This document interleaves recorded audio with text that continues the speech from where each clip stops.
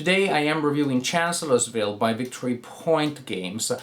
This is one of the games published by Victory Point Games in a boxed edition, quite large box, not the old Ziploc bag style thing. It is a game that, as the title states, covers the Battle of Chancellorsville from the American Civil War. A battle that ended with a crushing, humiliating defeat for the Union because of a phenomenally effective surprise attack from the Confederates. And there are factors, of course, that led to this. The surprise factor was a huge one. There was also the indecisiveness of the Union commander, problems along the chain of command. The Union commander was incapacitated, bad stuff happening, perfect storm for the Union. And that, of course, results in a situation that may be difficult to simulate in an engaging game, because the easiest way to simulate this is the least interesting one to play. That is, you just add a lot of rules that limit and impede in various ways the actions of the Union player, of the player that was at a disadvantage historically. Recently I played a game that faced the same problem because of the theme. That game was Duel of the Eagles, and that problem was resolved beautifully there. Let's see what happens in Chancellorsville. The map of the game is formed by 4 cardboard or cardstock maps that you will have to place adjacent to one another, and as you play the game probably you will want to place them under a piece of plexiglass so that they don't move around. I'm not using that now so that I can reduce the glare. The map is functional, yes, but visually speaking not my favorite map by Victory Point Games. Just a little too busy for my taste. It works, again, I don't have to frame it and hang it on the wall as a work of art, but their maps that are functional is also more pleasing at the same time. At setup, you will have forces belonging to the Union player stretched in a line across the board, more or less in the area that I'm indicating here. Stonewall Jackson with his men is coming from this direction, ready to deal a blow to the Union forces that are around this area. And on the other side of the Union line, there will be forces under Lee's control that are waiting to act as the anvil to Jackson's hammer.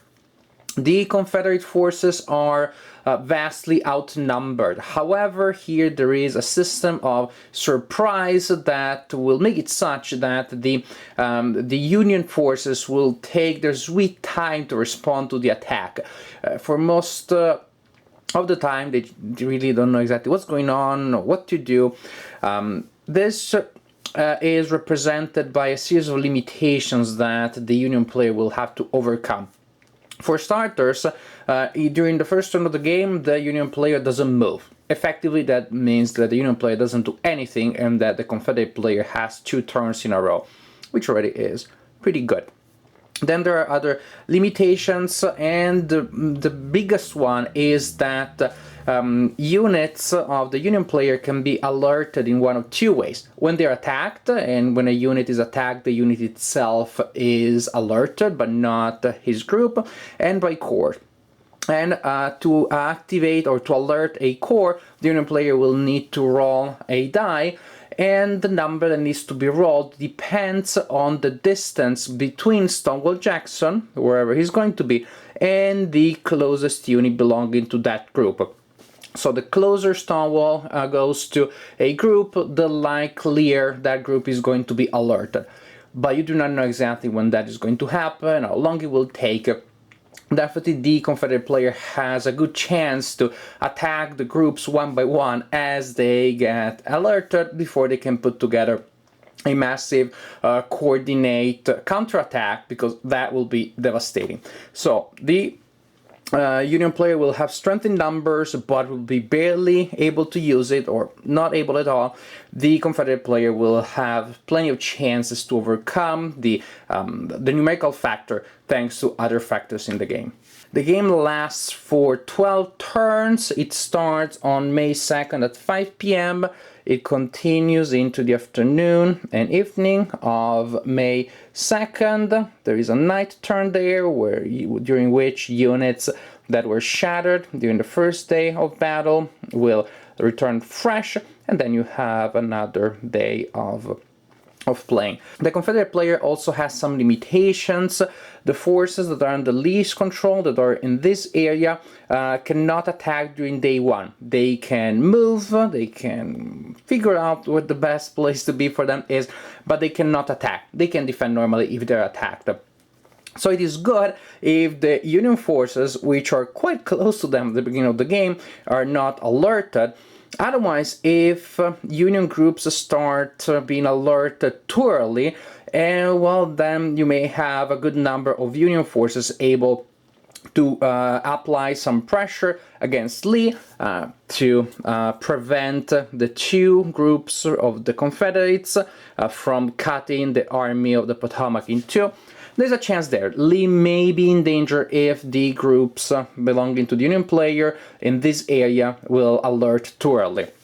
Units and tokens are printed on these pretty nice counters, thick and sturdy, like we've seen in recent editions of Victory Point games. However, at least in my copy, some of the counters clearly show the darkened areas around the edges, clearly because of the laser cut that cut the counters, and well, that's a minus. And that darkened edge is particularly visible in some of the objective tokens that are placed on the board and that are used to keep track of, well, which side controls which objective at any time during the game. As we're talking about this, yes, there are objective markers on the board.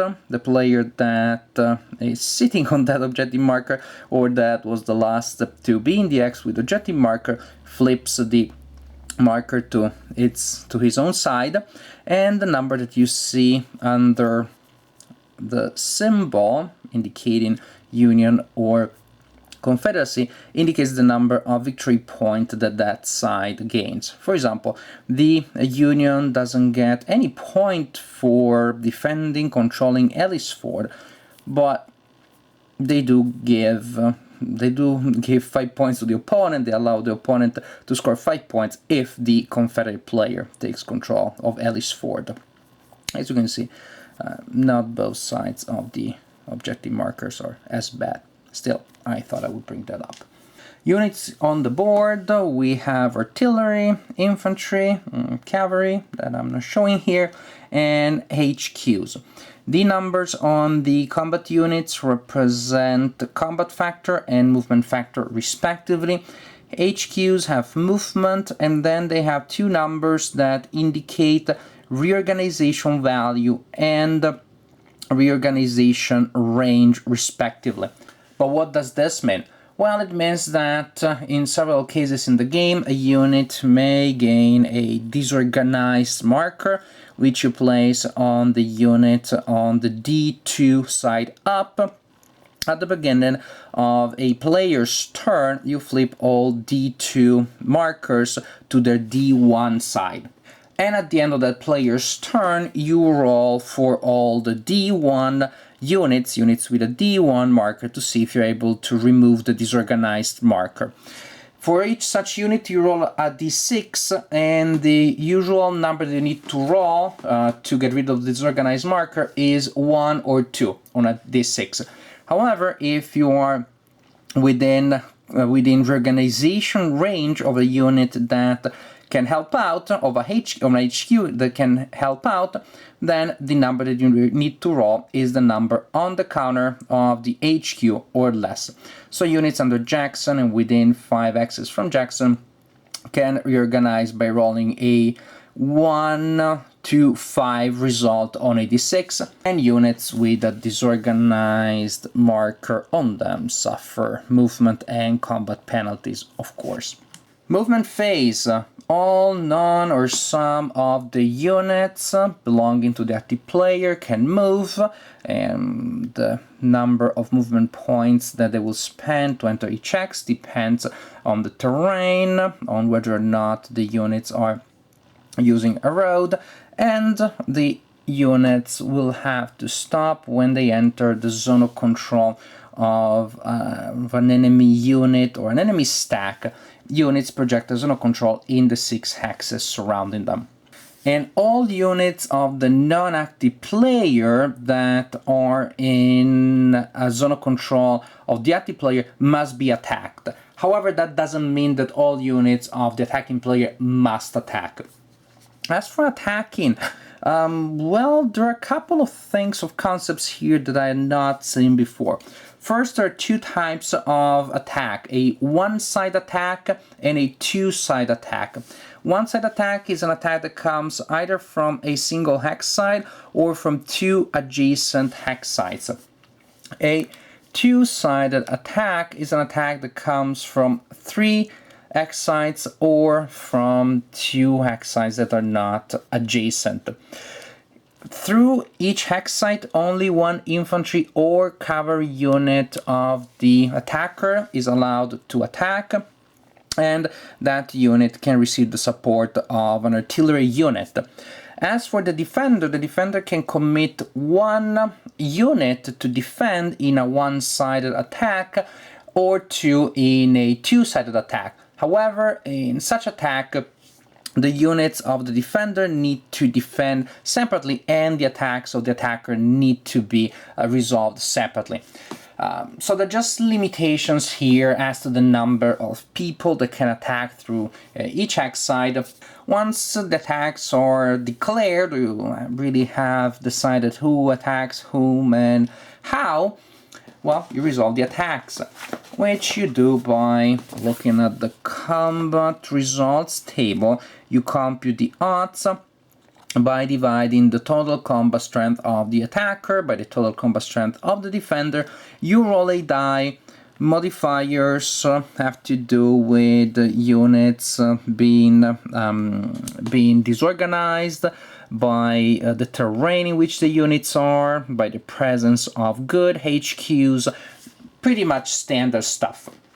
You roll the die, you look at the result, and results may be that one of the defending units or defender's choice loses a step, and all defending units retreat. Loss of 1 step, they both, attacker and defender, lose a step. Conduct, exchange, defender retreats, attacker retreats. Nothing too esoteric here.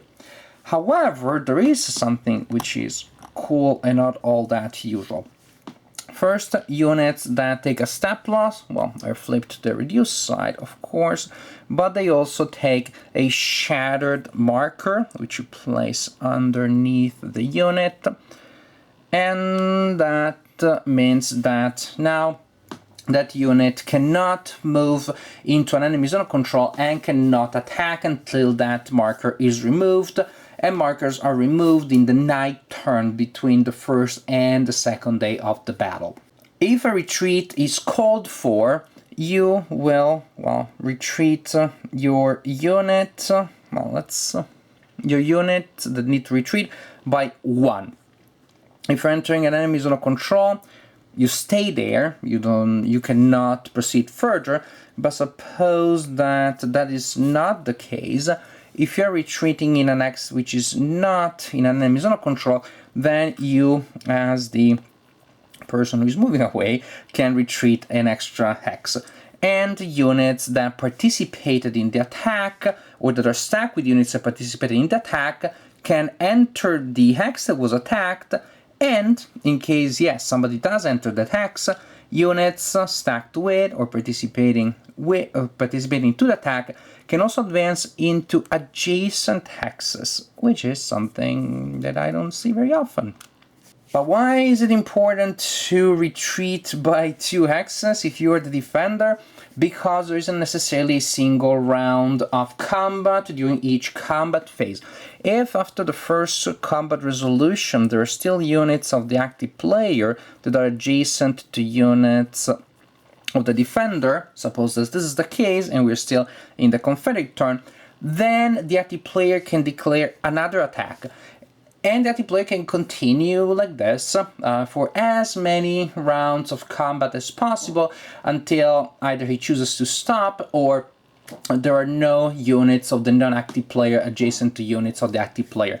And this is also why you have the option of retreating voluntarily, which is particularly important for the Union player that often will find himself in trouble, and then the Union player will want to move as far as possible from the units of the Confederate player. Otherwise, well, the units will keep hitting and hitting and hitting. After the combat phase, you have the reorganization phase, which I discussed already. Then the game goes to the next player, and if that player, the player that completed his game turn, was the Union player, then the game turn is over and you move to the next turn. Hooker starts the game in this hex here, and he cannot move from there. He cannot move from there until, well, bad stuff starts happening. If there is an enemy artillery unit within 3 hexes from that hex, and if it is turn 6 or later, the Confederate player can roll 2 dice, and there's a chance, if a 2 or 3 are rolled, that the roof will cave in and will incapacitate Hooker. The longer the enemy artillery unit stays there and the closer it gets, the more likely it becomes that the roof sooner or later will cave in. If that happens, well, as you can imagine, when you lose your commander, when the commander is incapacitated, things are not going to look great. From that moment on, the Union army is paralyzed for the rest of the game. That means that the Union player can only activate 1 core per turn, or the Union player can declare a withdrawal, in which case all units of the Union player become active and alert, hooray! But they cannot enter enemy zones of control for the rest of the game, and they have to start moving towards the northwestern corner of the map. They're basically trying to perform the maneuver that throughout all of military history has been known as getting the hell out of there. So, Chancellorsville. This is a solid design. I definitely think that it has a lot of good things. Even though at the beginning I was a little skeptical. As I read the rulebook, there were things in the description of the procedures that just seemed fiddly, especially when it came to combat. Who can attack whom, through which hex sites, with the support of whom. In reality, as I started playing the game, things flowed very well. I didn't have any problem there. The Confederate player has huge advantages here, as he should have, historically, given the theme. There is the fact that the Union units are so taken aback that they do not know what to do. Hooker is sitting under a roof that is constantly threatening to fall over his head. Bad stuff there that the Union player has to face. At the same time, there is a certain degree of uncertainty. That is, yes, the Confederate player has a lot of advantage, but some of the things that the Confederate player may count on may not happen as early as the Confederate player would want them to. For example, the roof may just stay up there for longer than one expects. The groups of the belonging to the Union player may activate earlier than expected, and that will create some surprises and some tough problems for the Confederate player that indeed has to figure out ways of attacking areas of the Union formation, trying to be as sneaky as possible, as inconspicuous as possible, to activate not too many enemies, well, not to give too many enemies a good chance of activating. Another challenge for the Confederate player comes from the shattered system, that is, when a unit loses a step, it becomes shattered, it cannot attack until the status is lost, which doesn't happen very often in the game. Why is this a challenge, especially for the Confederate player? Because the Confederate player is outnumbered. In day 1, Stonewall Jackson inflicts some severe blows against the enemies, but toward the end of the game, his men start showing fatigue and they start losing momentum. There are more and more units that are shattered. You need to to cycle units around from the rear guard to the first line. As they get shattered, you put other people that are in the rear guard in the front line, and you continue as much as you can. But sooner or later, units tend to lose steps. Even if you're lucky, even if you roll well, some of your units will lose steps, will not be able to attack until they lose that status. And, that is something that numerically doesn't affect the Union player as much, because the Union player has more units available. Getting, say, 10 units shattered is a big problem for the Confederate player, not so much for the Union player, if the Union player, of course, manages to activate enough units. There is that trade-off there.